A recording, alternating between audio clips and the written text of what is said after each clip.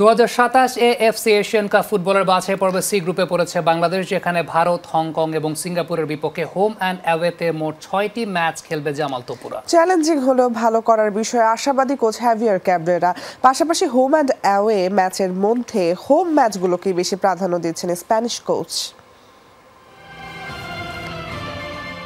কুয়ালালামপুরে অনুষ্ঠিত হয়ে গেল এশিয়া কাপ বাছাইয়ের ড্র, যেখানে বাংলাদেশ পড়েছে সি গ্রুপে। লাল সবুজ প্রতিনিধিদের সঙ্গে এই গ্রুপে রয়েছে ভারত, হংকং ও সিঙ্গাপুর। এশিয়া কাপে খেলতে হলে সবাইকে টপকে বাংলাদেশকে হতে হবে গ্রুপ চ্যাম্পিয়ন।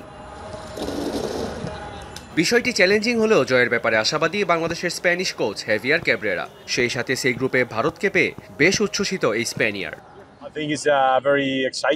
গ্রুপটি বেশ চ্যালেঞ্জিং এবং আকর্ষণীয়। তিনটি দলই আমাদের প্রায় সমশক্তির। আমরা 6 ম্যাচই প্রতিদ্বন্দ্বিতা করতে পারবো এবং জয়ের সম্ভাবনা থাকবে। আমরা ভারতকেই চেয়েছিলাম। এশিয়ান গেমসে ভারতের বিপক্ষে খেলেছি গত বছর।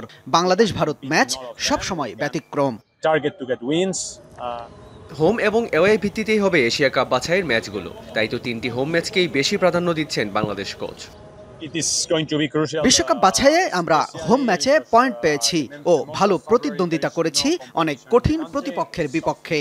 তাই এশিয়ান কাপ বাছাইয়ে আমাদের লক্ষ্য থাকবে হোম ম্যাচে সর্বোচ্চ পয়েন্ট পাওয়ার আর অ্যাওয়ে ম্যাচে প্রতিদ্বন্দ্বিতা করা।